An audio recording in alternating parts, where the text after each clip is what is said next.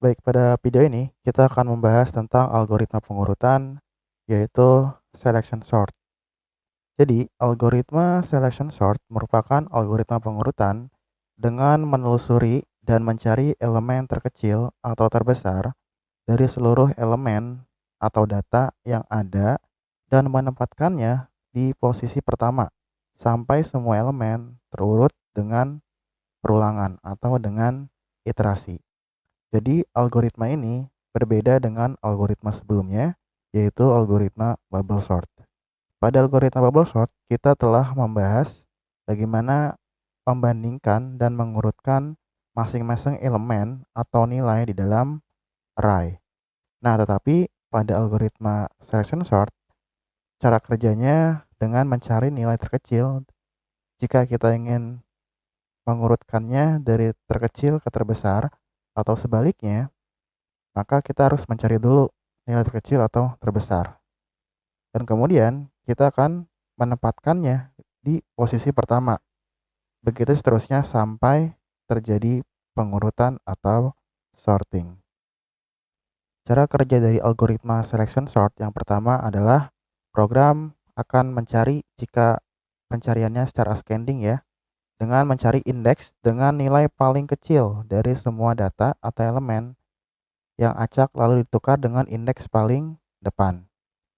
Kemudian, program akan mencari lagi indeks dengan nilai terkecil kedua, disimpan pada variabel temporari atau sementara, lalu ditukar dengan indeks kedua.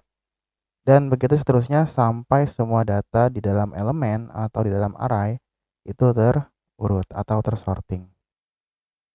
Nah, berikut merupakan pseudocode dari algoritma selection sort. Yang pertama, kita di sini mempunyai dua perulangan, yaitu for yang pertama dengan inisialisasi i dan for yang kedua ini ada inisialisasi j. Nah, tetapi jika teman-teman perhatikan pada algoritma bubble sort kita tidak memiliki variabel min atau minimal. Tetapi pada algoritma selection sort kita memiliki variabel min atau minimal, di mana variabel ini akan menampung nilai dari variabel dari inisialisasi perulangan yang pertama yaitu yang i. Kemudian for yang kedua ini tergantung dari for yang pertama, di mana untuk nilai awalnya, di mana j ini merupakan perhitungan dari i ditambah 1. Artinya dia akan menggeser ke sebelah kanan ya di dalam indeks. Kemudian diulangi sampai panjang data tersebut. Kemudian di sini ada perbandingan di mana array j akan lebih kecil dibanding array min ya. Array min ini berarti array i. Maka di sini min tersebut akan diisi dengan nilai dari j. Kemudian terjadi pertukaran. Seperti itu. Nah, contohnya di sini kita memiliki problem yang sama seperti algoritma bubble sort di mana kita akan memiliki 6 indeks mulai dari 0 sampai 5, kemudian ada array atau elemen di mana 20, 5, 3, 11, 13 dan 8. Nah, solusinya bagaimana data tersebut atau array tersebut bisa saling tersusun ya atau terurut. Nah, di sini merupakan contoh dari cara kerja algoritma selection sort, di mana kita memiliki dua perulangan. Yang pertama perulangan i kita mulai dari 0, kemudian perulangan j kita mulai dari i ditambah 1. Kemudian di sini kita juga memiliki nilai min ya, di mana nilai min ini akan diisi dari nilai perulangan yang i. Nah, array di sini merupakan elemen dari masing-masing indeks. Untuk yang pertama, kita akan mencari nilai terkecil dari keseluruhan indeks tersebut. Nah, di sini untuk elemen yang pertama adalah 20. Nah, kita akan mencari nilai terkecilnya, yaitu adalah 3. Kemudian, 3 tersebut akan disimpan ke dalam variabel temporari atau variabel sementara dan nilai i-nya atau nilai min-nya yaitu 3. Maka 20 akan menempati posisi dari elemen atau indeks kedua ya. Selanjutnya, 3 akan menjadi nilai terkecil dari keseluruhan elemen array. Nah, kemudian di sini ada J. Nah, J tersebut merupakan I plus 1. Berarti kita bisa menulis bahwa J itu adalah indeks kedua dari I. Maka di sini kita akan memulainya dari 5, bukan dari 3 lagi. Kemudian 5 ini akan membandingkan dari data yang belum tersorting, yaitu sebelah kanan ya. Nah, di sini kita bisa melihat ya, untuk menukarnya posisinya min itu harus lebih besar ya dibanding J. Berarti di sini posisinya belum sesuai ya. Artinya di sini tidak terjadi pertukaran karena 5 lebih kecil dibanding min. Nah, maka tidak terjadi pertukaran. Selanjutnya akan bergeser lagi. Berarti J-nya itu sekarang sudah di posisi ke-2 atau indeks ketiga ya. 0, 1, 2 atau 1, 2, 3. Maka kita akan memulainya dari 20. Nah, kemudian 20 ini akan membandingkan ke sebelah kanan. Nah, sebelah kanannya karena sebelumnya kita tidak terjadi pertukaran, maka sebelah kanannya tetap memiliki elemen atau array dari nilai 8.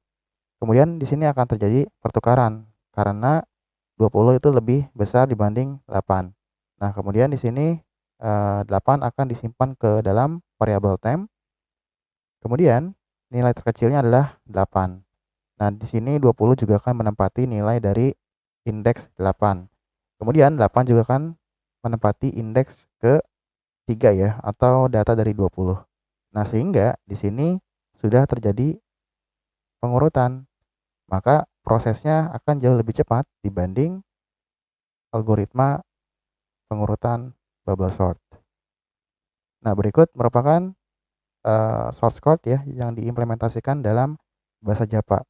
Nah, di sini kita bisa melihat ya, kurang lebih source code-nya hampir mirip dengan pseudocode yang telah kita bahas sebelumnya. Baik, sekarang kita akan mencoba mengimplementasikannya ke dalam bahasa pemrograman.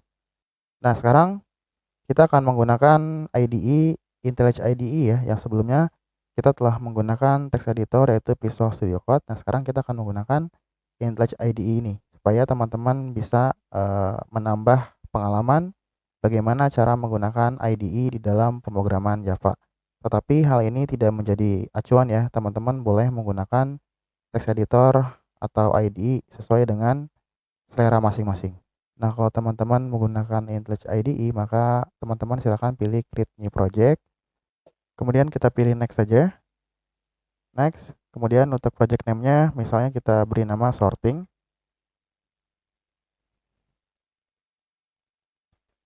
Kemudian kita pilih Finish.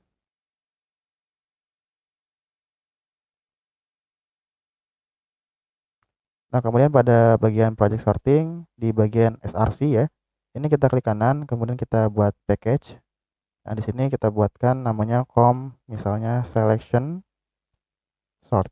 Nah, jadi skenario-nya kita akan melakukan beberapa pengkodean nantinya dengan algoritma yang lain ya selain bubble sort dan selection sort di dalam project sorting. Jadi semuanya akan terkumpul di dalam project sorting. Nah, kemudian dalam package kita buat kelas baru. Kita buat namanya selection sort.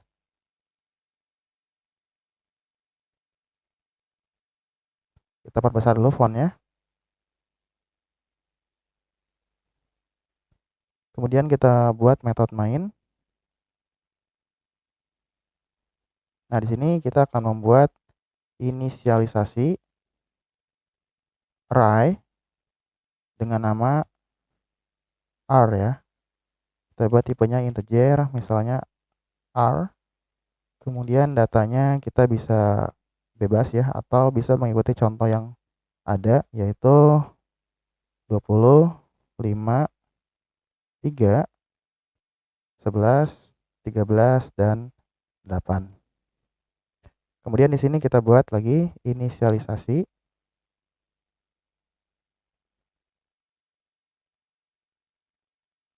variabel min atau minimal. Oke, sekarang kita buat komentar dulu ya. Kita buat integer min. Nah, selanjutnya kita akan mengeluarkan masing-masing elemen di dalam array. Kita buat statement sort ya, atau sistem out println. Misalnya kita buat elemen yang belum terurut. Kemudian kita buat for. Nah, di sini kita buat array, kemudian length ya, atau panjang datanya. Kita buat sort lagi.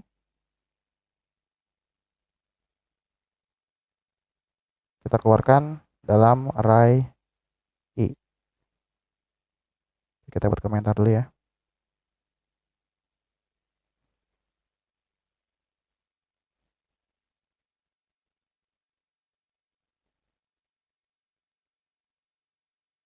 Baik, selanjutnya kita akan membuat algoritmanya.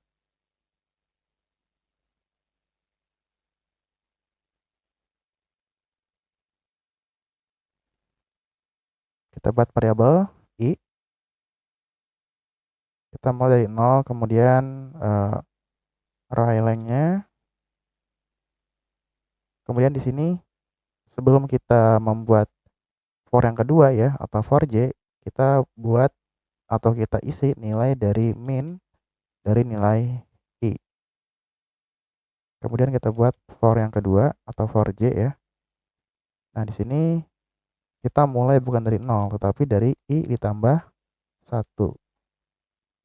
Kemudian array length-nya kita sesuaikan aja, dan di atas ini kita hapus dulu ya, atau kita kurangi dulu -1. Nah, seperti ini. Kemudian di bawahnya kita buat kondisi. Nah, kondisinya berarti array j lebih kecil dibanding array min. Nah, kemudian di sini kita akan mengisi kembali bahwa variabel min ini akan menyimpan nilai dari j. Nah, selanjutnya kita akan menukarnya di dalam looping pada bagian luar ya, yaitu bagian i. Jadi teman-teman jangan menuliskan untuk pertukarannya ya, itu di dalam for yang j. Karena kalau dalam for yang j, maka akan terjadi error atau datanya belum terurut. Nah, sekarang kita buktikan dulu ya. Kita buat variabel di sini temp untuk variabel sementara atau temporary. Kemudian array min ya. Jadi array min ini akan disimpan ke dalam variabel temporary. Kemudian array min akan menampung nilai dari array i. Ingat ya, jangan yang j, tapi yang i. Karena aturannya selection sort itu akan mencari nilai terkecil ya, atau nilai minimal. Maka kita mengambilnya bukan dari j, tetapi dari i. Selanjutnya, array i akan menyimpan nilai dari temp.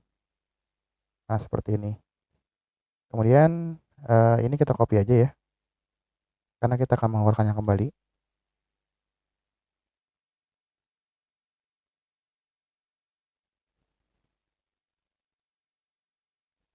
Nah, di sini kita buat spasi dulu. Baik, ini diubah dulu ya, yang sudah terurut. Kemudian kita jalankan. Nah, ini kita pindahkan dulu ya ke sebelah kanan. Move to right top.